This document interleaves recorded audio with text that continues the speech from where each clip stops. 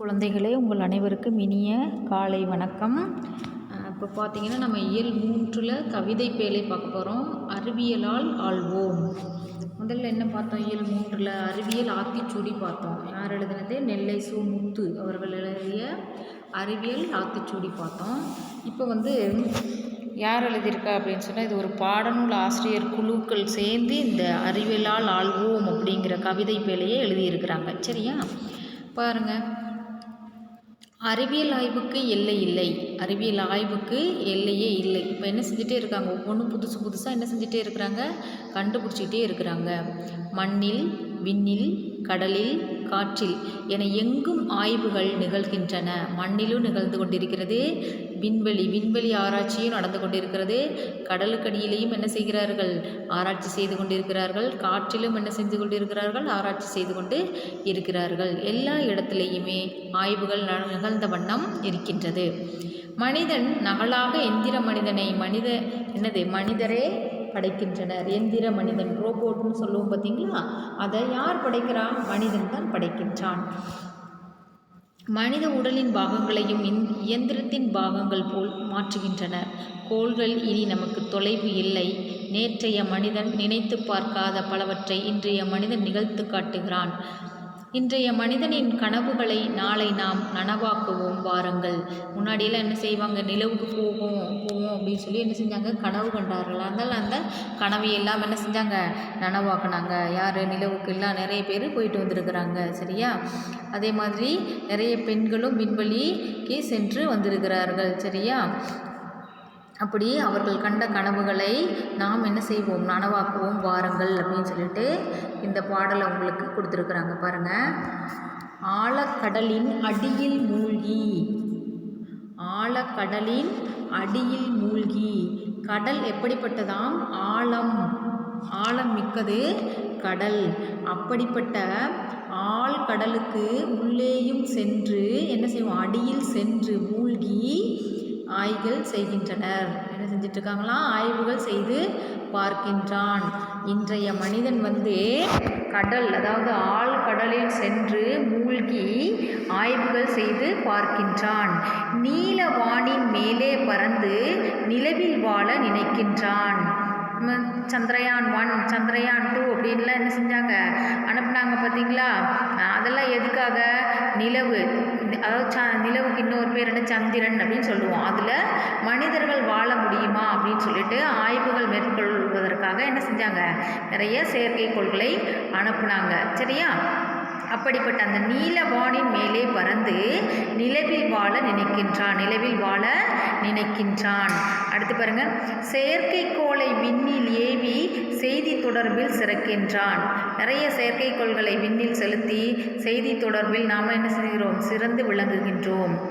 இயற்கை வளமும் புயலும் மழையும் எங்கே என்று உரைக்கின்றான். இந்த செயற்கைக்கோள் மூலமாக தான் நம்ம என்ன செய்யறோம்? சொல்கிறாங்களா? இன்றைக்கி மழை வரும், வராது, மேகமூட்டத்தோடு காணப்படும் அப்படின்லாம் என்னது செய்தி சொல்கிறாங்க பார்த்தீங்களா? அப்போ புயல் வருமா வராதா, சுனாமி வருமா வராதா, நிலநடுக்கம் வருமா வராதா அப்படின்னு சொல்லி ஆய்வு செய்து அதை சொல்வதற்கு என்ன செய்கிறாங்க? செயற்கைக்கோள்களை பயன்படுத்துகிறார்கள்.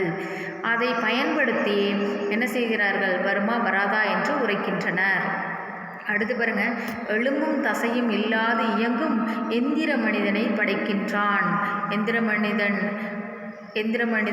என்ன செஞ்சிட்ருக்காங்க? படைத்து மனிதர்கள் செய்ய வேண்டிய வேலைகளை எல்லாம் அந்த எந்திரம் செய்யும். அந்த எந்திர மனிதன் செய்யும் அளவுக்கு அந்த எந்திர மனிதனை படைத்திருக்கின்றான். சரியா? இணைய வலையால் உலகம் முழுமையும் உள்ளங்கையில் கொடுக்கின்றான்.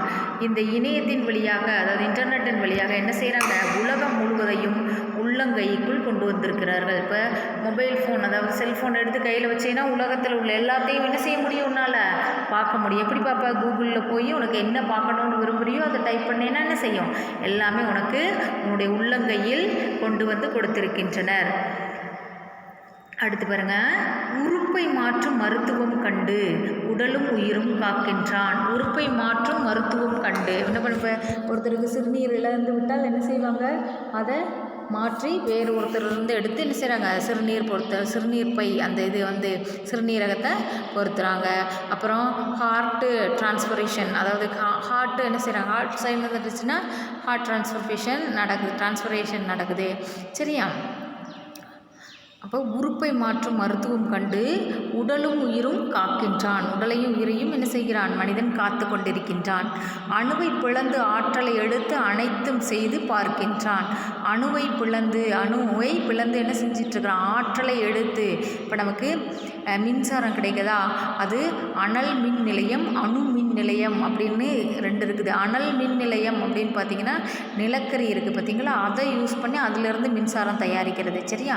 அணு மின் நிலையம் அப்படிங்கிறது அணு ஆட்டம், யுரேனியம் அப்படிங்கிற ஒரு ஆட்டத்தை கொண்டு என்ன செய்கிறாங்க, அதை பிளக்கிறதால அதிலிருந்து வரக்கூடிய வெப்ப ஆற்றலை பயன்படுத்தி என்ன செய்கிறாங்க, மின்சாரம் தயாரிக்கிறார்கள். அதுதான் அணுவை பிளந்து ஆற்றலை எடுத்து அனைத்தும் செய்து பார்க்கின்றான். இப்போ கூடன்குளத்தில் அணுமின் நிலையம் இருக்கின்றது உங்களுக்கு நல்லாவே தெரியும். சரியா? அடுத்து பாருங்கள், நாளை மனிதன் கோள்களில் எல்லாம் நகரம் அமைத்து வாழ்ந்திடுவான். பாருங்கள், நாளை மனிதன் கோள்களில் எல்லாம் நகரம் அமைத்து வாழ்ந்திடுவான். நாளைக்கு மனிதன் என்ன செய்வான், மற்ற கோள்களுக்கு எல்லாம் சென்று அங்கே என்ன செஞ்சிடான், அங்கேயும் ஒரு நகரத்தை அமைத்து அங்கேயே வாழ்ந்து விடுவான். வேலைதோறும் பயணம் செய்ய விண்வெளி பாதை அமைத்திடுவான். நாம் எப்படி இப்போ ஒரு ஊர்லேருந்து இன்னொரு ஊருக்கு போகிறதுக்கு பாதை அமைத்து மனிதன் கண்டுபிடித்திருக்கின்றானோ, அதே போன்று விண்வெளிக்கு செல்வதற்கும் பாதையை அமைத்து விடுவான் அப்படின்னு சொல்லிட்டு இந்த கவிதை பேழை அப்படின்ற பாடலில் கொடுத்துருக்குறாங்க. சரியா? இந்த பாடலை இயற்றியவர்கள் யாருன்னா பாடநூல் ஆசிரியர் குழுக்கள் தான் சேர்ந்து இந்த பாடலை இயற்றியுள்ளார்கள். சரியா? பாருங்கள், ஆழக்கடலின் அடியில் மூழ்கி ஆய்வுகள் செய்து பார்க்கின்றான். நீல வானின் மேலே பறந்து நிலவில் வாழ நினைக்கின்றான். செயற்கைக்கோளை விண்ணில் ஏவி செய்தி தொடர்பில் சிறக்கின்றான். இயற்கை வளமும் புயலும் மழையும் எங்கே என்று உரைக்கின்றான். எலும்பும் தசையும் இல்லாது இயங்கும் எந்திர மனிதனை படைக்கின்றான். இணைய வலையால் உலகம் முழுமையும் உள்ளங்கையில் கொடுக்கின்றான். உறுப்பை மாற்றும் மருத்துவம் கண்டு உடலும் உயிரும் காக்கின்றான். அணுவை பிளந்து ஆற்றலை எடுத்து அனைத்தும் செய்து பார்க்கின்றான். நாளை மனிதன் கோள்களில் எல்லாம் நகரம் அமைத்து வாழ்ந்திடுவான். வேலைதோறும் பயணம் செய்ய விண்வெளி பாதை அமைத்திடுவான் அப்படின்னு இந்த பாடல் உங்களுக்கு கொடுக்கப்பட்டுள்ளது. நான் இப்போ இந்த பாடலோட பொருள் உங்களுக்கு சொன்னேன். உங்களுக்கு அந்த பாடலோட பொருளும் இருக்குது. என்ன செஞ்சுக்கோங்க, படித்து பார்த்துக்கோங்க. சரியா? வானை அளப்போம், கடல் மீனை அளப்போம், சந்திர மண்டலத்தில் கண்டு தெளிவோம், சந்தி தெருப்பெருக்கும் சாத்திரம் கற்போம் அப்படின்னு சொல்லி யார் சொல்கிறா அப்படின்னு சொன்னால் பாரதியார். இதெல்லாம் கண்டுபிடிக்கிறதுக்கு முன்னாடியே வாழ்ந்தவர் யார்? பாரதியார். இந்திர மனிதனையெல்லாம் கண்டுபிடிக்கிறதுக்கு முன்னாடியே அவர் வாழ்ந்தவர். அவர் தான் நம்ம என்னென்னு சொல்கிறோன்னா தீர்க்கதரிசின்னு சொல்லுவோம். யாரை தீர்க்கதரிசி அப்படின்னு சொல்லுவோன்னா, அதாவது நடக்க போகிறது என்ன அப்படின்னு சொல்லி முன்னாடியே சொல்கிறவங்கள தான் என்னென்னு சொல்லுவோம்னா தீர்க்கதரிசின்னு சொல்லுவோம். அப்போ பாரதியார் சுதந்திரம் அடைவதற்கு முன்னாடியே என்ன சொல்லிட்டாரு, ஆடுவோமே பள்ளு பாடுவோமே ஆனந்த சுதந்திரம் அடைந்து விட்டோம் என்று அப்படின்னு சொல்லி சொல்கிறாரு. அப்போ சுதந்திரமே வாங்குறதுக்கு முன்னாடி நம்ம சுதந்திரம் வாங்கிட்டோம் அப்படின்னு சொல்லி சொல்கிறாருன்னா அவர் ஒரு தீர்க்கதரிசி தானே. அதே மாதிரி தான் அவர்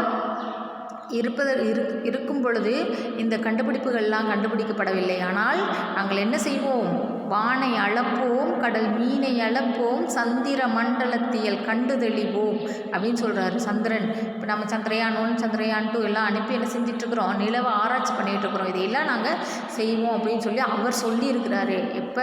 இப்போ நடக்கக்கூடியதை முன்னாடியே சொல்லியிருக்கிறாரு. அப்போ பாரதியார் ஒரு தீர்க்கதரிசி அப்படின்னு சொல்லலாம். சரியா?